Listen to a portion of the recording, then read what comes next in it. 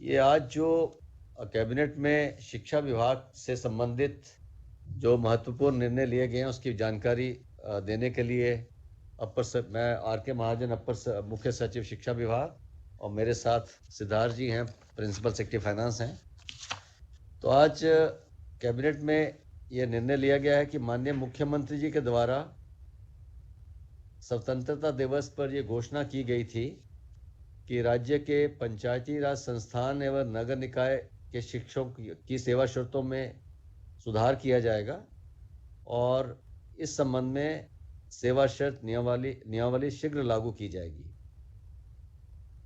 इनकी सामाजिक सुरक्षा के लिए इन्हें कर्मचारी भविष्य निधि ईपीएफ का लाभ दिया जाएगा। माननीय मुख्यमंत्री घोषणा के अनुरूप शिक्षा विभाग के द्वारा प्रस्ताव तैयार किया गया, नियमावली तैयार की गई और कैबिनेट में उसको आज रखा गया और मंत्रिपरिषद के द्वारा उसकी स्वीकृति प्रदान की गई है। और इसके महत्वपूर्ण बिंदु मैं आपको बताना चाहूँगा कि जो हमारे पंचायती राज संस्थान एवं नगर निकाय संस्थान के शिक्षक हैं, जिनकी संख्या 3.5 लाख के करीब है, उनको हम सामाजिक सुरक्षा, सोशल वेलफेयर और सिक्योरिटी के रूप में ईपीएफ का लाभ देने जा रहे हैं, एम्प्लॉयज़ प्रोविडेंट फंड का बेनिफिट देने जा रहे हैं और जिसमें 15,000 तक की सैलरी, सभी को बेनिफिट मिलेगा, लेकिन 15,000 तक की सैलरी में जो हमारी लीगल ऑब्लिगेशन है कि 15,000 सैलरी में 13% कॉन्ट्रीब्यूशन सरकार का रहता है उसमें, और 1% उसमें 12% वो शिक्षक के अकाउंट में जाता है और 1% हमें ईपीएफओ ऑर्गेनाइजेशन को मैनेजमेंट के रूप में देना पड़ता है। तो 12% कॉन्ट्रीब्यूशन सरकार का रहेगा और 12% कॉन्ट्रीब्यूशन शिक्षक को करना पड़ेगा। तो ये उसके अकाउंट में जाएगा, इस पे उसको इंटरेस्ट मिलेगा जो काफ़ी अच्छा इंटरेस्ट रहता है, काफ़ी बैंक रेट से ज़्यादा रहता है और उस पर कोई इनकम टैक्स नहीं लगता है और समय समय पे वो लोन भी वहाँ उसके संचित राशि से ले सकता है और पेंशन की सुविधा भी उसमें रहती है और अगर कोई डेथ होने पे 2.5 लाख से 6 लाख तक का उसको एक्सग्रेशिया अमाउंट भी इस स्कीम से मिलता है। तो इस स्कीम को लागू करने पर कुल जो वार्षिक व्यय आएगा 815 करोड़ रुपए का वार्षिक एक्सपेंडिचर सरकार का होगा, 815 करोड़ का। दूसरा, इनके वेतन वृद्धि के बारे में हम सोच रहे थे कि इस साल इनको कुछ वेतन वृद्धि भी दी जाए। ये ईपीएफ का लाभ देना भी अपने आप में वेतन वृद्धि है, लेकिन इसके अलावा भी सरकार सोच रही थी, मुख्यमंत्री जी की इच्छा थी कि इनको वेतन वृद्धि का लाभ दिया जाए, लेकिन कोविड-19 महामारी के चलते राज्य सरकार के संसाधनों में काफ़ी कमी आ गई है, जिसके चलते इस वित्तीय वर्ष में हम इनको पे रिविजन का बेनिफिट नहीं दे पा रहे हैं, इनके वेतन में वृद्धि नहीं कर पा रहे हैं। लेकिन आज मंत्रिपरिषद की बैठक में जो निर्णय लिया गया है कि 1 अप्रैल 2021 से 1 अप्रैल 2021 से इनके वेतन में 15% की वृद्धि की जाएगी और अगर हम 13% ईपीएफओ में योगदान दे रहे हैं इनके लिए और 1 अप्रैल 2021 से 15% की वेतन वृद्धि करने जा रहे हैं, तो कुल इनके इमोल्यूमेंट्स में इनके वेतन में 20% से ज़्यादा वृद्धि हो जाएगी। और जैसा कि आप जानते हैं कि 2015 में इनको हमने फिक्स सैलरी से, इन टीचर्स को फिक्स सैलरी से पे स्केल दिया था, जिसमें उस समय मिनिमम 20% हमने इंक्रीज की थी, हाई किया था। 2017 में हमने 7th पे कमीशन का बेनिफिट दिया, जिसमें 17% वेतन वृद्धि इनकी की गई थी और आज के निर्णय के आलोक में 20% से ज़्यादा वृद्धि इनको हम देने जा रहे हैं, जो 1 अप्रैल से 15% देंगे। तो पिछले 5 वर्षों में इनके वेतन में 60% से अधिक वेतन वृद्धि हम सरकार दे रही है। इसके अलावा 2015 में एक और बेनिफिट हमने दिया था कि जैसे जैसे सरकारी कर्मियों को महंगाई भत्ता का लाभ मिलेगा, इनको भी डीए बढ़ता जाएगा इनका उसी अनुरूप, और हर साल जो सरकारी कर्मी को 3% इंक्रीमेंट मिलता है, वो भी बेनिफिट हम पहले से इनको देते आ रहे हैं। और हाउस रेंट अलाउंस का भी बेनिफिट इनको मिल रहा है, जिस नगर क्षेत्र में रहते हैं या रूरल एरिया में रहते हैं, जो भी वहाँ पे हाउस रेंट रेट एप्लीकेबल मिलेगा, इसके अलावा मेडिकल अलाउंस भी इनको पर मंथ हम देते हैं। तो वित्तीय संसाधनों के कमी के चलते ये बेनिफिट इस साल 15% का नहीं दे के हम 1 अप्रैल 2021 से देंगे। इसके बारे में प्रधान सचिव वित्त हमारे साथ हैं, ये भी इस पे कुछ बोलना चाहेंगे। जैसा कि आप जानते हैं, माननीय उप मुख्यमंत्री जी ने अपने फर्स्ट सप्लीमेंट्री भाषण में विधानसभा में ये स्पष्ट किया था कि उस तारीख तक 33% का शॉर्टफॉल हमारे जो स्टेट टैक्सेस है उसमें हो गया है पूरे अभी तक में। और इसका मुख्य कारण हमारे कोरोना में जो इकोनॉमिक एक्टिविटी में स्लो डाउन हुआ, लॉकडाउन हुआ, और लॉकडाउन काफ़ी दिन तक चला, तो जो राशि और जो टैक्सेस की कमी हुई उससे कम से कम हम लोग ये सुनिश्चित, उसके बावजूद हम लोग ये सुनिश्चित कर पाए कि राज्य में किसी का वेतन नहीं रुका, किसी का वेतन में कटौती नहीं की गई, और किसी के कॉन्ट्रैक्टर किसी पेमेंट में किसी का हम लोगों ने कटौती और स्टॉपेज नहीं किया। हम लोग ऑलमोस्ट जो लाइबिलिटीज़ है वो हम लोग मीट कर सके, और हम लोग को अब उस परिस्थिति में एडिशनल लाइबिलिटी लेने का स्कोप नहीं बचता है। मतलब एडिशनल हम और मतलब नए एक्सपेंडिचर या नए इंक्रीमेंटल एक्सपेंडिचर्स लेने का हम लोग को स्कोप नहीं बचता है जब 33% का शॉर्टफॉल है। और ये हम लोग उम्मीद करते हैं कि अगले साल वित्तीय स्थिति जो कोरोना की स्थिति है उसमें सुधार होगा और राज्य को और राजस्व प्राप्त होगा, और जिससे हम लोग ये जो लाइबिलिटी, नई लाइबिलिटी, जो नए जो खर्च और नए इंक्रीजेज होगा, ये करीब 2900 करोड़ के आसपास ये शिक्षक का वेतन में बढ़ोतरी होगी, तो हम लोग मीट कर पाएंगे। लेकिन इस वर्ष हम लोग के पास ऐसा कोई विंडो नहीं है वित्तीय स्थिति को देखते हुए कि हम लोग इसको इस साल इनकॉर्पोरेट कर सकें। केवल हम लोगों ने एक सीमित कुछ इसमें अंश हम लोगों ने ईपीएफ वाला सितंबर 1 के इफेक्ट से हम लोग दे रहे हैं, बट वेतन वृद्धि इसलिए हम लोगों ने निर्णय लिया कि 1 अप्रैल 2021 के इफेक्ट से हम लोग देंगे।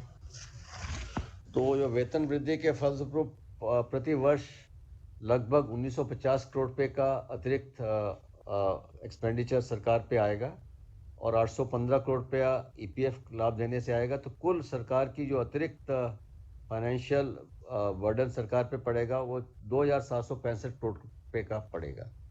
इसके अलावा इनकी सर्विस कंडीशन में भी हमने काफ़ी सुधार किए हैं। जो इनकी डिमांड्स थी इनको मान लिया है। इनकी एक मुख्य डिमांड थी कि एक एम्प्लॉयमेंट यूनिट से दूसरे एम्प्लॉयमेंट यूनिट में इनको ट्रांसफ़र की एक बार फैसिलिटी प्रोवाइड की जाए। वर्तमान में जो ट्रांसफ़र के बारे में नियम है कि अगर कोई टीचर अगर पंचायत का टीचर है तो उसी पंचायत में उसके अंदर ट्रांसफ़र हो सकती है। अगर वो पंचायत समिति का टीचर है, जो मिडिल स्कूल के टीचर रहते हैं, तो पंचायत समिति के भीतर ही उसकी ट्रांसफ़र हो सकती है। और जिला परिषद के टीचर हैं तो उसी जिला में जिला परिषद के अंदर ही उसकी ट्रांसफ़र हो सकती है। लेकिन ऐसा देखा गया कि कुछ महिला शिक्षक खास करके जिनकी शादी हो जाती है, दूसरे जिलों में वो चली जाती हैं, तो उनको काफ़ी कठिनाइयों का सामना करना पड़ रहा था। इसलिए यह निर्णय लिया गया है कि दिव्यांग शिक्षक, पुस्तकालय अध्यक्ष और महिला शिक्षकों को अंतर नियोजन और अंतर जिला ट्रांसफ़र की एक सुविधा दी जाएगी ताकि वो इच्छित स्थान पर ट्रांसफ़र ले सकें। इसके अलावा जो पुरुष शिक्षक हैं और पुस्तकालय अध्यक्ष हैं, उनको हम ये बेनिफिट म्यूचुअल ट्रांसफ़र बेसिस पे देंगे। म्यूचुअल ट्रांसफ़र बेसिस पे देंगे, उनके लिए फ्री नहीं रहेगा। लेकिन महिला और दिव्यांग शिक्षक केस में एक बार उनको जो बेनिफिट दिया जाएगा। इसके अलावा उनको प्रमोशन के एवेन्यूज़ नहीं थे इनके, तो प्रमोशन के अवसर का भी हमने नियमावली में प्रावधान किया है। जो प्राइमरी स्कूल के टीचर हैं, अगर वो क्वालिफिकेशन फुलफिल करते हैं तो 50% मिडिल स्कूल के टीचर का पद प्राइमरी स्कूल के टीचर से प्रोन्नति से भरा जाएगा। इसके अलावा मिडिल स्कूल में जो हमारे 30,000 की संख्या में मिडिल स्कूल सारे बिहार में, जो हेडमास्टर के पद ऐसे टीचर से भरे जाएंगे, उसके लिए अलग से एक पे स्केल हम निर्धारित करेंगे। और ये ऐसे टीचर से ही ये प्रधानाध्यापक के पद भरे जाएंगे और वित्त विभाग की सहमति से उनका पे स्केल निर्धारित किया जाएगा। इस प्रकार हाई स्कूल के जो टीचर्स हैं, अगर वो निर्धारित योग्यता रखते हैं तो सीनियर सेकेंडरी स्कूल के 50% जो पदों को हाई स्कूल के टीचर से भरा जाएगा, प्रोन्नति के आधार पर भरा जाएगा, और सीनियर सेकेंडरी स्कूल के जो प्रिंसिपल या हेडमास्टर हैं उनके पदों को भी ऐसे टीचर से भरा जाएगा, प्रोवाइडेड के ये कुछ कंडीशन को फुलफिल करें। इसके बारे में विस्तृत दिशा निर्देश शिक्षा विभाग के द्वारा निर्गत किए जाएंगे। इस प्रकार इनकी जो डिमांड थी कि ये प्रोन्नति के अवसर नहीं है, उसका भी हमने नियमावली में प्रावधान कर दिया है। एक इनकी और डिमांड थी कि अगर कोई प्राइमरी स्कूल का टीचर अगर मिडिल स्कूल के टीचर में उसकी अपॉइंटमेंट हो जाती थी, जहाँ हाई स्कूल के टीचर के रूप में हो जाती थी, तो हम उनकी पुरानी सर्विस का उसको बेनिफिट नहीं देते थे, पे प्रोटेक्शन का बेनिफिट नहीं देते थे। तो इनकी इस मांग को भी मान लिया गया है। अगर किसी टीचर का हायर स्केल पे अपॉइंटमेंट होता है तो उसको पे प्रोटेक्शन का लाभ मिलेगा, लेकिन सीनियोरिटी का लाभ नहीं मिलेगा। कुछ इनकी ये भी डिमांड थी कि हमें जो अवकाश मिलता है उसमें कुछ कमी है, उसको सुधार किया जाए। जैसे मैटरनिटी लीव जो महिलाओं को मिलती है, मातृत्व अवकाश, वर्तमान में 135 दिन देय है, इसको बढ़ाकर 180 दिन किया गया है। और पितृत्व अवकाश, पैटर्निटी अवकाश जो वर्तमान में देय नहीं है, वो 15 दिन देय होगा। स्टडी लीव वर्तमान में सेवा काल के 7 वर्ष के बाद इनको देय होती है, 3 वर्ष की स्टडी लीव रहती है, लेकिन अब 7 वर्ष के स्थान पे 3 वर्ष के बाद ये स्टडी लीव ले पाएंगे, और ये स्टडी लीव अवैतनिक होगी जैसे पहले से है। अभी वर्तमान में इनको अर्जित अवकाश दे नहीं है, यह हमने प्रावधान किया है कि प्रति वर्ष इनको 11 दिन का अर्जित अवकाश मिलेगा और 120 दिन तक का ये अवकाश संचित हो पाएगा। इसके अलावा इनकी ये शिकायत थी, एक राष्ट्रीय माध्यमिक शिक्षा अभियान के अंतर्गत कुछ टीचर्स अपॉइंट थे, तो उसके लिए अलग से हमें बजट में प्रोविजन करना पड़ता था, जिसके चलते उनका सैलरी पेमेंट में विलम्ब होता था। तो हमने ये प्रावधान किया है कि अन्य टीचर्स की बांध थी, उनका भी हम एक साथ बजट में प्रावधान करेंगे, ताकि उनको जो लेट से सैलरी का भुगतान होता है वो ना हो, ससमय उनको सैलरी का भुगतान हो सके।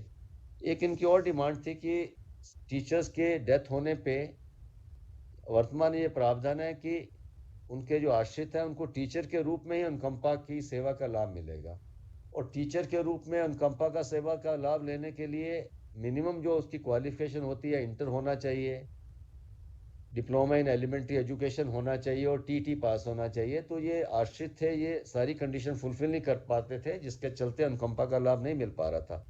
अब हमने ये प्रावधान किया है कि हाई स्कूल में जितने भी हमारे परिचारी क्लास 4 के पद हैं और लिपिक के पद हैं, जिनको हम सहायक का नाम देने जा रहे हैं, वो उसके लिए एक नए पदों का हम क्रिएशन करेंगे, और उन पदों में से 50% पद ये ऐसे टीचर्स के आश्रितों से भरे जाएंगे। अनुकंपा का लाभ हम क्लास 3 और क्लास 4 के रूप में भी इनके आश्रितों को देंगे। इसके अलावा इनकी ये भी डिमांड थी कि राज्य के कुछ ही जिलों में ही स्टेट बैंक ऑफ इंडिया के माध्यम से इनके सैलरी का भुगतान किया जा रहा है, जिसके चलते अन्य जिलों में दूसरे बैंकों से हो रहा है, जिसमें विलम्ब होता है। तो ये भी हमने ये डिसीजन लिया कि राज्य के सभी जिलों में जहाँ पे संभव है, स्टेट बैंक ऑफ इंडिया के माध्यम से ही इनके सैलरी का पेमेंट किया जाएगा, ताकि ससमय इसका भुगतान हो सके। इसके अलावा लगभग 4000 के करीब हमने गेस्ट टीचर रखे थे, पिछले 2 वर्ष से एक गेस्ट टीचर काम कर रहे हैं। तो उनके बारे में यह निर्णय लिया गया कि जो गेस्ट टीचर, जो हमारे अतिथि शिक्षक हैं, जो 1 वर्ष की सेवा जो पूर्ण कर चुके हैं, उनको 5 अंकों का वेटेज दिया जाएगा, उनकी अपॉइंटमेंट में 5 अंकों का वेटेज दिया जाएगा। तो ये इनकी सेवा शर्तों के बारे में जो भी मांगे थी हमने सब मान ली हैं। इसके अलावा ईपीएफ का भी लाभ हम देने जा रहे हैं, और 15% पे हाइक का लाभ भी हम 1 अप्रैल 2021 से देने जा रहे हैं। इसके बारे में अगर आपकी कोई क्वेरी है तो हम हमसे पूछ सकते हैं। इसके बाद जो अन्य एजेंडा है कैबिनेट का, उसके प्रिंसिपल सेक्रेटरी कैबिनेट उसके बारे में बताएंगे। आवाज माइक नहीं है, आवाज नहीं आ रही। आवाज हम सुन रहे हैं आपकी आवाज। सर, ईपीएफ का लाभ कब से मिलेगा शिक्षक को? ये सितंबर से मिलेगा। ये सर 12% और 1% के अलग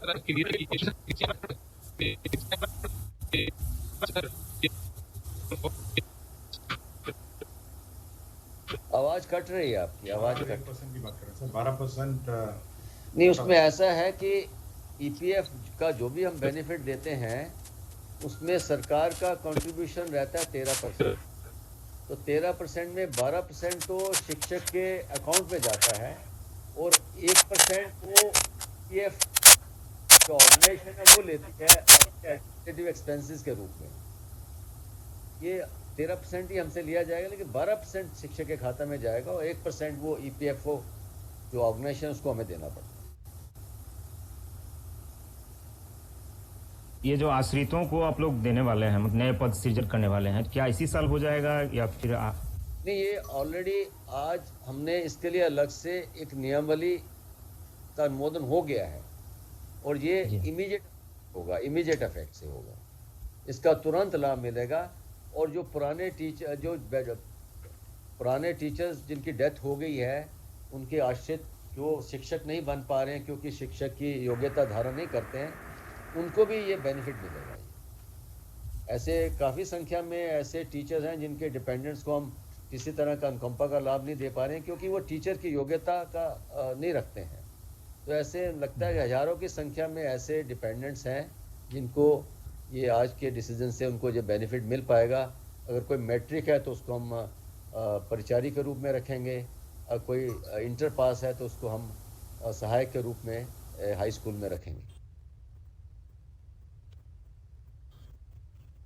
आपने आपका दोनों बता दिया, उद्यम वाला और जो जेएफआर में हुआ है। और कोई क्वेरी है तो बताइए। आप बता दीजिए तो अच्छा है। इसके अलावा हमने एक और डिसीजन लिया शिक्षा विभाग से रिलेटेड है कि संस्कृत जो हमारे अनुदानित संस्कृत स्कूल्स हैं तो उनमें कुछ टीचर छूट गए थे जिनको हमने रिवाइज्ड पे का बेनिफिट नहीं दिया था। तो आज वो भी डिसीजन हमने लिया है कि संस्कृत स्कूलों के टीचर्स को भी रिवाइज्ड पे स्केल का बेनिफिट दिया जाएगा। वो भी एक निर्णय आज की बैठक में लिया गया है। बाकी इसके अलावा जो एजेंडा है प्रिंसिपल सेक्रेटरी फाइनेंस से रिलेटेड है वो आपको बताएं। मैं आज के दिन में 2 प्रिंसिपल सेक्रेटरी हूँ, फाइनेंस हूँ और उद्योग हूँ। सर्वप्रथम फाइनेंस में आज एक एजेंडा था जो संभवतः आप लोगों को रुचि होगी। ये हम लोगों ने बिहार फाइनेंशियल रूल्स जो है उसके प्रोक्योरमेंट नॉर्म्स में हम लोगों ने संशोधन ये कर दिया है कि हम लोग विभिन्न सरकारी प्रोक्योरमेंट में कुछ देश, ग्रुप ऑफ देश और कुछ विशेष देशों से हम लोग प्रोक्योरमेंट नहीं करने का निर्णय ले सकते हैं। साथ ही साथ एक नोटिफिकेशन भी हम लोग जारी की भी स्वीकृति हम लोगों ने ली है कि जो हमारे पड़ोसी राज्य हैं के संबंध में जो भारत सरकार ने निर्णय लिया है, आपको सबको जानकारी होगी भारत सरकार ने प्रोक्योरमेंट के संबंध में क्या निर्णय लिया है। तो वो अब बिहार सरकार की, तो जो पड़ोसी राज्यों के संबंध में भारत सरकार ने जो डायरेक्शंस इशू किए हैं अब वो बिहार सरकार के प्रोक्योरमेंट में भी लागू होंगे। तो ये एक निर्णय बहुत इंपॉर्टेंट राष्ट्र की सुरक्षा के दृष्टिकोण से इस राज्य ने लिया है और शायद आपको सभी को इस संबंध में रुचि होगी।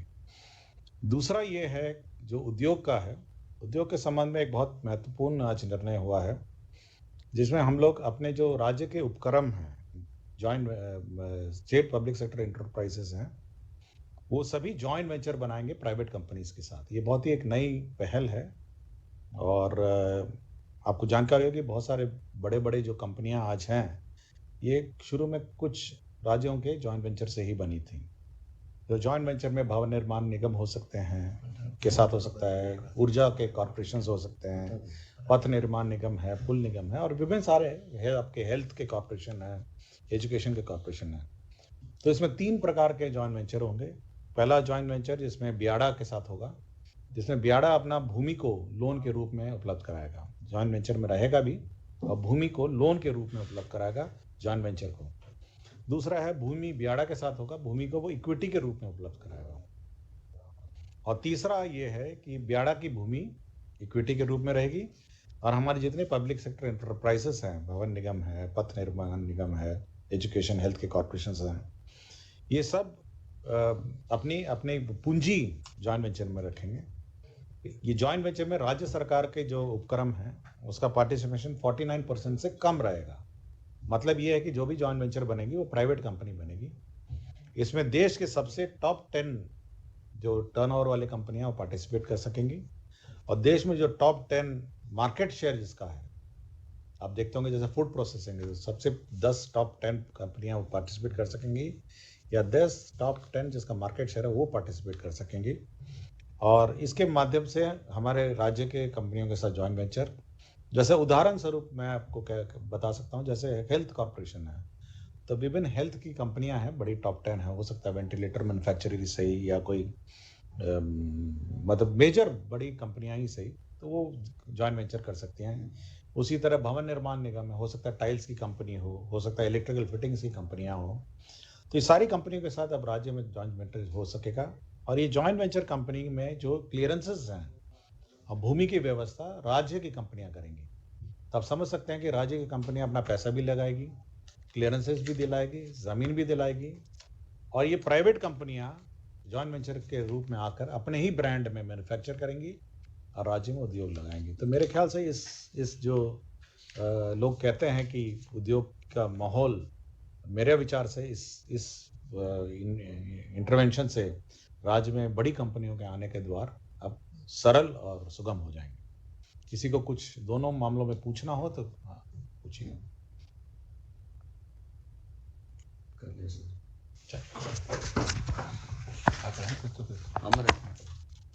इधर आ जाइए। नहीं आप बैठे सर। बाबा साहब थैंक यू। मैं थोड़ा रोहूं, मेरे कुछ हैं। आज अपर मुख्य सचिव शिक्षा ने शिक्षा के संदर्भ में कुछ एक जो बहुत महत्वपूर्ण निर्णय लिए गए हैं उससे आपको अवगत कराया है, और प्रधान सचिव वित्त ने और उद्योग ने दोनों विभाग से संबंधित जो महत्वपूर्ण निर्णय लिए गए हैं उसके संबंध में किया गया है। आज कुल 28 मामले मंत्रिपरिषद के समक्ष रखे गए थे, और मैं जो मुख्य निर्णय हुए हैं उससे मैं आपको अवगत कराना चाहूँगा। पहला कि बुडको जो बुद्ध स्मृति पार्क उसका मैनेजमेंट कर रहा है, उसके फर्दर मैनेजमेंट करने के लिए बुडको ने एक निजी संस्था है पाटलिपुत्रा विपश्यना ट्रस्ट के साथ एक इकरारनामा करने का निर्णय लिया गया है, और ये ट्रस्ट के द्वारा बुद्धा स्मृति पार्क का संचालन किया जाएगा और लोगों को निःशुल्क सुविधा वहां पर प्रदान की जाएगी। और इसके संदर्भ में आज मंत्रिपरिषद ने इस इकरारनामा के लिए अपनी स्वीकृति दी है। दूसरा है कि नगर विकास से ही संबंधित कि पटना महायोजना मास्टर प्लान जो 2031 बना है, उसके तहत जो मेट्रो रेल परियोजना बनेगी, उस कॉरिडोर के दोनों साइड 20-20 मीटर की दूरी पर यदि किसी भी प्रकार का कोई निर्माण किया जाता है तो निर्माण करने की स्वीकृति तो स्थानीय निकायों द्वारा दी जाती है, पटना म्युनिसिपल कॉर्पोरेशन इस केस में होगा, लेकिन उसके पूर्व नक्शा स्वीकृति के पूर्व पटना मेट्रो रेल कॉर्पोरेशन के द्वारा एक अनापत्ति प्राप्त करने की व्यवस्था की गई। तो यदि पटना मेट्रो रेल कॉरिडोर बन रहा है, उसके 20-20 मीटर की दूरी पर यदि पर कुछ बनाया जा रहा है तो सर्वप्रथम मेट्रो रेल से एक अनापत्ति लिया जाना होगा, और यदि इसमें राज्य सरकार या भारत सरकार की कुछ संस्थाएं हैं, यदि उनके बिल्डिंग्स हैं, तो मुख्य सचिव की अध्यक्षता में एक बैठक बनाई गई, एक कमेटी बनाई गई है, ये पूर्वानुमति देगी। उसके पश्चात पटना म्युनिसिपल कॉर्पोरेशन के द्वारा नक्शा पास करने की कार्रवाई की जाएगी। मंत्रिमंडल सचिवालय विभाग के द्वारा बिहार में राज्यपाल सचिवालय में एक विशेष पदाधिकारी के रिक्त पद पर श्री मणि प्रसाद मिश्र, जो भारतीय प्रशासनिक सेवा यूपी काडर के एक 99 बैच के ऑफिसर हैं, रिटायर्ड हैं, उनको 2 वर्ष या 65 वर्ष की आयु दोनों में से जो भी पहले हो, या यदि नियमित नियुक्ति हो जाती है तो इन तीनों परिस्थितियों में उसके पूर्व की कंडीशन में उनको नियुक्त करने का निर्णय मंत्रिपरिषद ने उस पर अपनी सहमति दी है। राजस्व एवं भूमि सुधार विभाग ने नालंदा जिला अंतर्गत अंचल गिरियक में कुल 16.49 एकड़ जमीन जो गैर मजरूआ मालिक किस्म जंगल है, वो गंगा जल उद्वय योजना, जो गंगा का पानी गंगा से नालंदा होते हुए गया ले जाया जा रहा है, उसके लिए निःशुल्क हस्तांतरण करने की स्वीकृति दी है। ये वाला बता दें सर? ये बता दें, ये वाला सर निमाली। अच्छा ये बता दें। हाँ। शिक्षा विभाग के हाँ, तो शिक्षा विभाग के द्वारा ये तो बता दिया ना। हाँ, शिक्षा विभाग के द्वारा आज ये पंचायती राज संस्थानों के और नगर निकाय संस्थानों के सैलरी के लिए जुलाई और अगस्त की सैलरी के लिए 1560 करोड़ 22,35,000 की स्वीकृति दी गई है। ये राशि विमुक्त की जाएगी और इनको जुलाई और अगस्त की सैलरी मिल पाएगी। सब हो गया, ये हो गया। जल संसाधन विभाग के द्वारा श्री सौरभ कुमार शर्मा हैं, ये प्राक्कलन पदाधिकारी हैं बाढ़ नियंत्रण प्रमंडल बक्सर में। ये स्वेच्छापूर्वक काफी दिनों से अनाधिकृत रूप से अनुपस्थित रहे हैं, तो दंड स्वरूप उनको अनिवार्य रूप से सेवानिवृत्त करा दिया गया है। उसी प्रकार से परिवहन विभाग के द्वारा जो निर्भया फ्रेमवर्क है, उसके तहत जो सार्वजनिक सेवा में जो यान लगी हुई है, उसमें व्हीकल लोकेशन ट्रैकिंग डिवाइस, यानी कि हर एक व्हीकल में एक ऐसा बटन होगा जो आपातकालीन स्थिति में उसको दबाया जा सकेगा। तो इसका कार्य एनआईसी के द्वारा पूरे देश में किया जा रहा है और राज्य सरकार के द्वारा भी निर्णय लिया गया है कि ये कार्य बिहार में करने के लिए एनआईसी को प्राधिकृत किया जाए।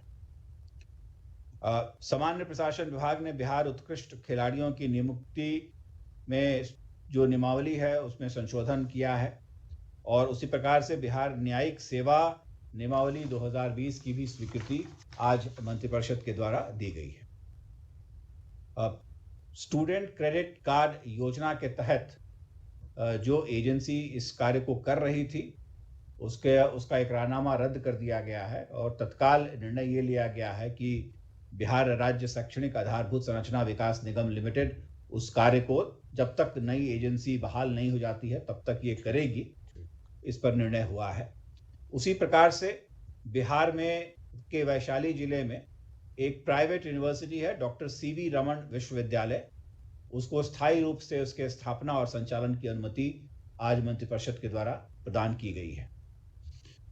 फिर शिक्षा विभाग के द्वारा बिहार शिक्षा सेवा संशोधन नियमावली 2020 लाया गया है और बिहार राज्य शिक्षण संस्थान शिक्षक एवं कर्मचारी शिकायत निवारण एवं अपील नियमावली 2020 लाई गई है। इस आईटी डिपार्टमेंट के द्वारा अब तक जो ऑनलाइन टेंडरिंग की व्यवस्था की गई है, ये जो सॉफ्टवेयर था वो पुराना हो गया है, तो एक नया वर्जन 2 लाया गया है और उसको संचालन करने की अनुमति आज मंत्रिपरिषद के द्वारा दी गई है, जिसमें काफी ढेर सारे सिक्योरिटी फीचर्स हैं जिससे टेंडर की गोपनीयता बनी रहे। वित्त विभाग को तो बता दिया उन्होंने, ये तो आप बता दिए हैं सर। शिक्षा वाला, ये भी संस्कृत वाला से संस्कृत टीचर्स को हम रिवाइज पे का बेनिफिट देने जा रहे हैं। जो जितने हमारे संस्कृत टीचर हैं जो छूट गए हैं उनको हम रिवाइज पे का बेनिफिट देने जा रहे हैं।